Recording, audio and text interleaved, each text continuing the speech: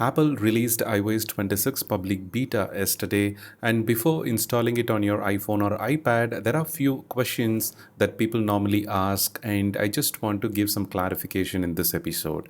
First, the iOS 26 public beta is not the official stable release, even though it feels stable, overall compared to the previous beta versions. This is not the stable version that you have to install on your iPhone or iPad, which you're using as your primary device.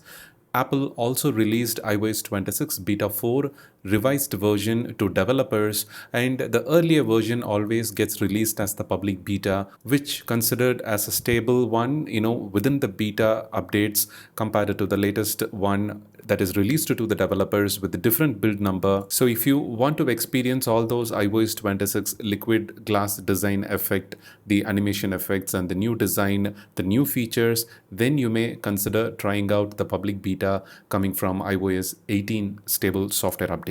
Official release of iOS 26 will happen by the end of September.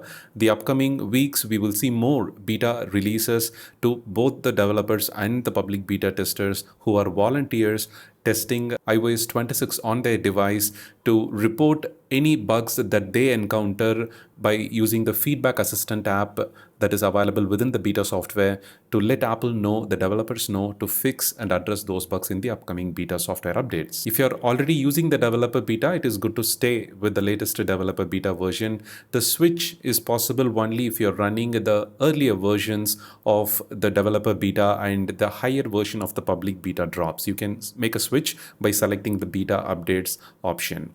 Make sure to take a backup before installing any beta software on your iPhone or iPad. From my personal experience, I have heard people saying that they have lost 12,000 photos and videos on their iPhone while testing the iOS 18 beta software last year. And some people have lost 4,000 photos or 6,000 photos. So it is not possible to recover if the iPhone is stuck with the Apple boot loop.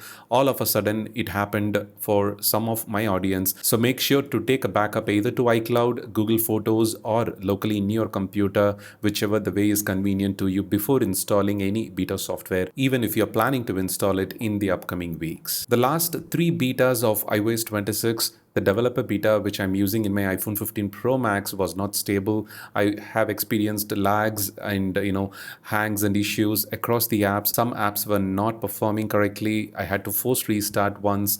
But the beta 4 and both the revised version that I have received yesterday night, surprisingly so stable and so good.